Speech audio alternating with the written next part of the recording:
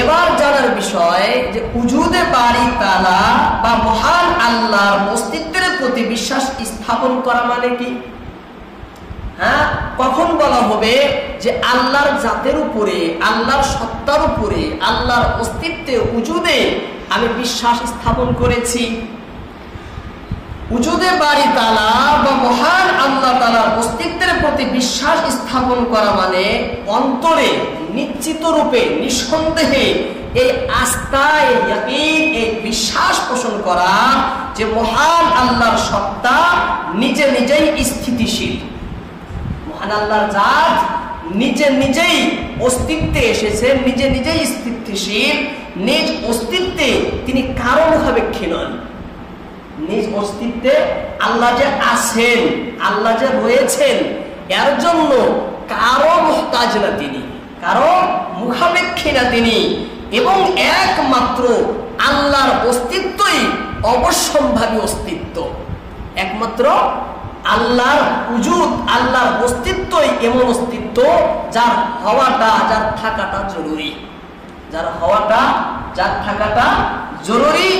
তিনি ছাড়া আর কেউ এমন অধিকারী নেই, অর্থাৎ এমন কোন সত্তা, এমন কোন জাত নেই যার জাত অবশ্যম্ভাবী অস্তিত্ব, অর্থাৎ যাকে থাকা, যার থাকাটা, যার হওয়াটা জরুরি, এমন আর কেউ নেই। একমাত্র আল্লাহ তাআলাই। তিনি ছিলেন, আছেন, চিরকাল থাকবেনই।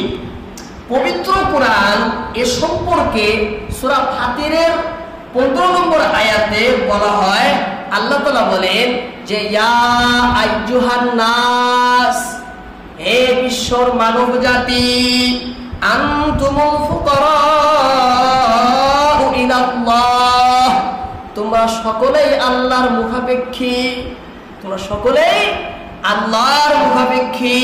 ওয়াল্লাহু হুয়াল গানিয়্যুল হামিদ, আর একমাত্র আল্লাহই হলেন অমুখাপেক্ষী, একমাত্র আল্লাহই হলেন অমুখাপেক্ষী এবং তিনি প্রশংসিত। আল্লাহ তাআলাই এমন যে তিনি কারো মুখাপেক্ষী না।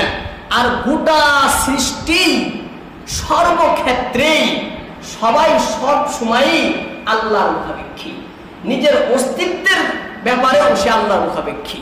হ্যাঁ, আমাদের যে অস্তিত্ব, আমরা যে জগতে আসছি, আমরা কি নিজে নিজেই এসেছি?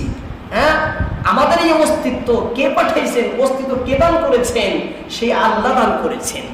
তাহলে আমাদের অস্তিত্বটাও আল্লাহর মুহতাজ, আল্লাহর মুখাপেক্ষী। কিন্তু আল্লাহ কারো মুখাপেক্ষী না। যে কারো মুখাপেক্ষী না, যার কাছে সর্বগুণ রয়েছে, সেই তো সকল প্রশংসার মালিক হবে, সেই তো সকল প্রশংসার মালিক হবে। সেই জন্য সকল জ্ঞানীরা জানে যে যার সত্তা নিজে নিজেই স্থিতিশীল, বিষয়টা খুব কঠিন বিষয়, ধ্যানের সাথে শুনতে হবে। যার সত্তা, যার অস্তিত্বটা এমন জরুরি, নিজে নিজেই হয়েছে, স্বয়ংভাবে হয়েছে, যিনি স্বয়ংভূ, কাউকে বা কেউ করার কারণে হয় নাই, নিজে নিজেই হয়েছে।